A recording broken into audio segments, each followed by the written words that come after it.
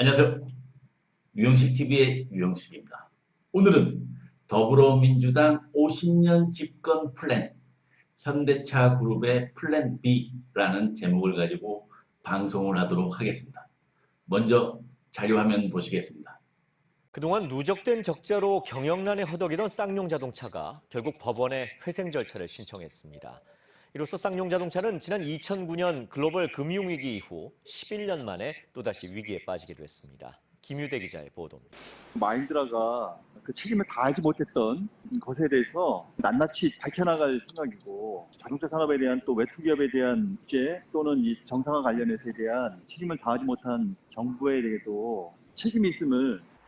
정부는 쌍용차 부품 협력업체 등의 어려움을 해소하기 위해 최대한 지원에 나선다는 방침입니다.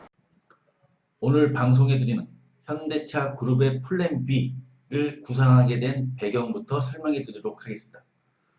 첫째, 기업 회생 절차에 들어가 인수기업을 찾고 있는 쌍용차는 완성차 대량 생산 노하우를 갖고 있습니다. 신차 기획력이라든지 설계 능력, 대량 생산, 마케팅 앤 세일즈, 금융 능력 등 일련의 완성차의 A to Z 플랫폼을 갖추고 있다는 것입니다. 둘째, 미래차인 전기차, 수소차, 자율주행차뿐만 아니라 UAM과 로보틱스, 스마트 시티 등 분야에서 애플, 구글, 아마존뿐만 아니라 중국의 리오등과 자웅을 겨뤄야 하는 현대차 그룹은 기존의 A뿐만 아니라 플랜 B라든지 플랜 C 등이 필요한 상황입니다.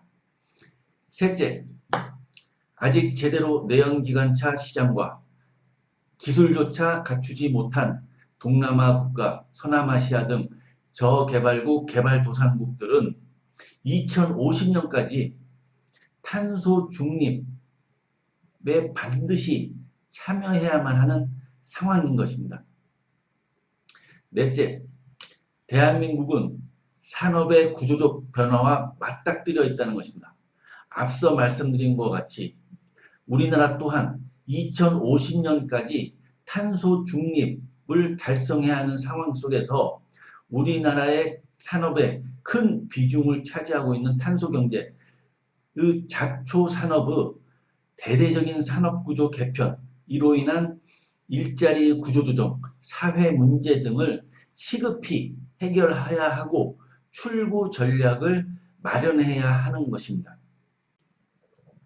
오늘 제가 제안하는 플랜 B는 현대차 그룹의 기존의 플랜 A인 전기차, 수소차, 자율주행차 등 미래차와 로보틱스, UAM 등 디바이스를 파는 현대차 그룹, 그리고 제가 오늘 설명해 드리는 플랜 B, 즉 쌍용차를 인수한 후 쌍용차가 갖고 있는 플랫폼을 파는 현대차 그룹의 미래 성장 동력이라고 설명드릴 수가 있겠습니다.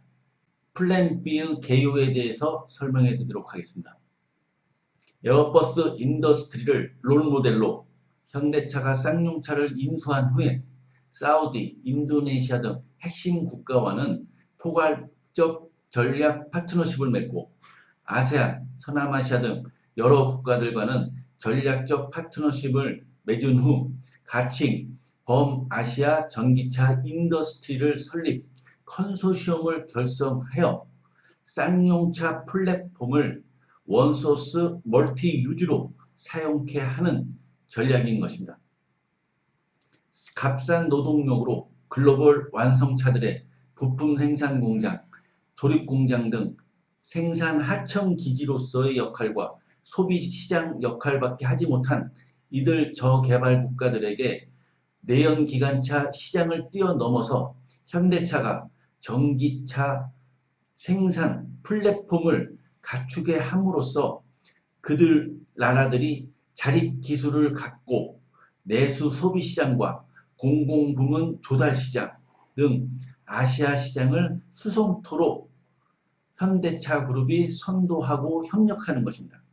그렇게 함으로써 현대차 그룹은 플랜 B 전략을 통해서 이들 나라들이 전방 산업 부문을 갖추도록 내어주고 후방 산업 부문인 플랫폼 운영 기술, 노하우, 스마트 센서, 신소재, 구동 부문, 바디 디자인, 마케팅 이들에게 핵심 전장 부품을 공급하고 또 스마트 팩토리를 통해서 공작기계 로보틱스와 스마트 팩토리 운영 기술 등을 판매하는 플랜 B 전략인 것입니다. 오늘 방송 이것으로 마치겠습니다. 감사합니다.